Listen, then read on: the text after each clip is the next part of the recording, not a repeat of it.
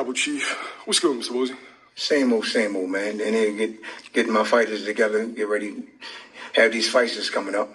Yeah, you got Cool Boy in September 14th. And then I got Haven, get ready to fight too. 28th, I got you. In other headlines, you've been in with the negotiations with your son and Brian Norman Jr.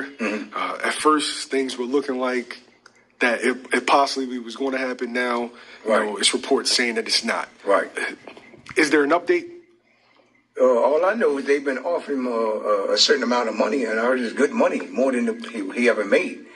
Like I said, he made $100,000 or something for Stanyunian, whatever his name is. Centennial, whatever his name is. And that's all I've been hearing, you know what I mean? I heard they offered him a nice piece of money. He turned that down, and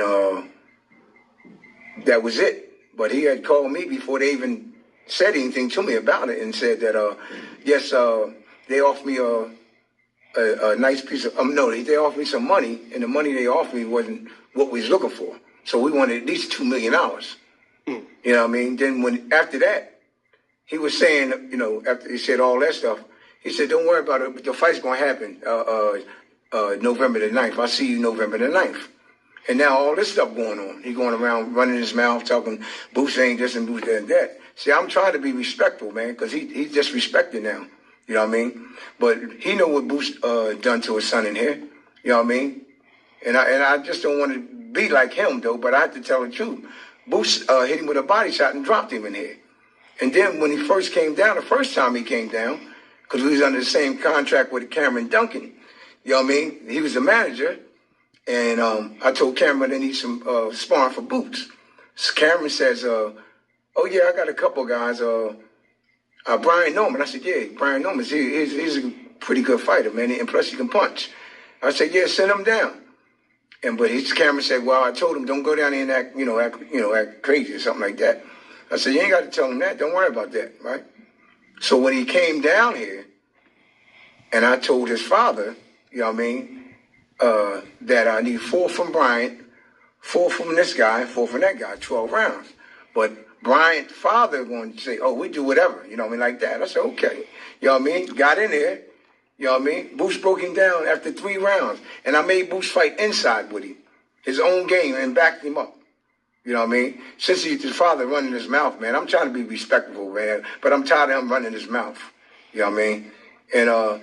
And he told me he wanted to make the fight. Make the fight and stop running your mouth, man. Ain't nobody ducking. They offer you more money than you ever going to see. Now he hit you up first and said that, you know, it wasn't enough money. Yeah. But then they I guess they kept offering more money. And then afterwards he said that. Yeah, he said, but he texted me. I got the text. See, and I got the text when after Boots sparred him that time. You know what I mean? He sent me a text, and I got that text. So tell him, don't let me put that text out. You know what I mean? I got that text when he said, man, listen, your son whooped my son ass, man. He said, but we were sparring Crawford, Bud Crawford. My son had him knocked out on his feet. You know what I mean? So, you know what I mean? I don't even expose stuff like that. I don't like talking like that. But he's running his mouth like his son a killer. His son can fight. He's a good fighter. No disrespect. But I think he's trying to live through his son. Wow. That's crazy. That was Bozy Ennis, the father of Jaron Boots Ennis. He just unleashed on Brian Norman Sr., man, you know, over this whole situation between Jaron Ennis and Brian Norman Jr.'s negotiations and, you know, potential fight. You know, Bozy, for the most part, is pretty much a calm, collected, kind of like a laid-back dude. Kind of like me. Like, you know, he won't, like, if you don't push his buttons, he cool, you know. But then when you start, like, poking at him, then, you know, you'll see a different side of him, you know. That's Bozy. And, you know, Bozy's like, listen, yo, Boots cracked him with a body shot and slowed him down. I guess, you know, dropped him. Pretty much stopped him in his tracks, according to Bozy. You know, Bozy like, listen, man, you know, and he kind of like exposed some shit, you know, and put some things out there. And this is really how you build fights, man. Like all these little back and forth exchanges with the fathers and with the boxers and the promoters. All of this potentially can build up a fight, but we can do all of this all day long. We can do all this back and forth stuff. It's not gonna matter if these dudes ain't gonna get in the ring. If they can't come to agreements with anything. But there was, nobody was able to confirm it, but there was rumors of that happening, of Brian Norman Jr. getting stopped in sparring.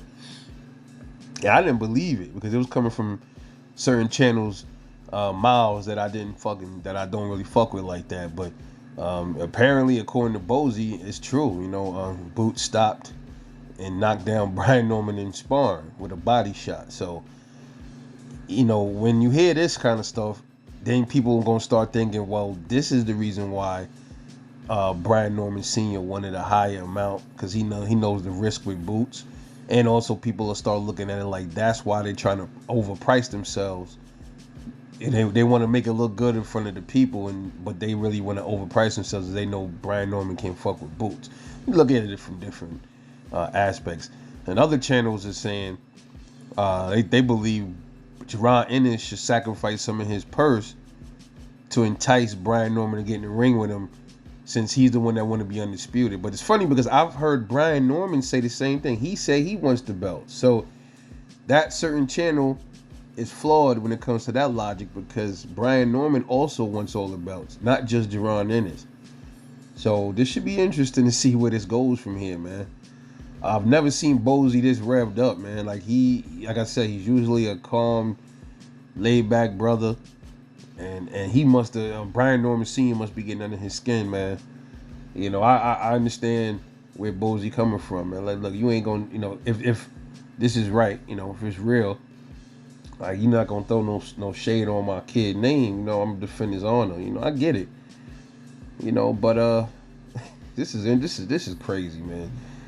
Boxing is, it has always been, but it's definitely turning into soap opera almost. It's almost like watching All My Children, or like all those Days of Our Lives. This shit is crazy, man, when you really think about it. But shout out to Bozy for keeping it real, so we'll see where it goes, man. What y'all think about this? It's your boy Rebel Life Boxing, you know what it is. I'ma holler at y'all, love y'all. Catch y'all on the next one, and I'm off this.